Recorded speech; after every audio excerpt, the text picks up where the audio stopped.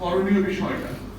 তো আমার মনে হয় যে করণীয় বিষয় এটা একটা জিনিস আমি ফিল করছি, এবং আমি অর্থ উপদেষ্টাকে আহ্বান করছি যে আপনি এই দালাল টালাল যেগুলো পুষতেছেন বিভিন্ন জায়গায়, বুঝা বসে না বুঝা বসেন, আপনি ইমিডিয়েটলি এই সিন্ডিকেশন বন্ধ করবার জন্য সিটিবিএল এর যে ইনফরমেশন ট্রাজেক্টরি আছে এটা ওপেন করে দেন।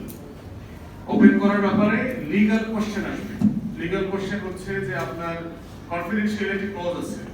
আপনার যখন বিজনেস ট্রানজাকশন হয়, এখানে একটা ডিসক্লেমার থাকছে যে আপনি এই তথ্যটা দুইটা কোম্পানির ভিতরে চুক্তিবদ্ধ হচ্ছে, সো এটা আপনি পাবলিকলি বলতে পারবেন না।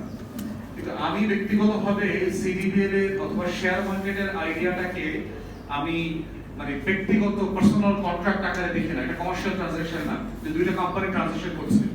শেয়ার মার্কেট জিনিসটা হচ্ছে একটা পাবলিক ট্রানজাকশনের জায়গা, এটা ওপেন মার্কেট, যে যেটা আপনি অনলাইনে কেনাবেচা করতে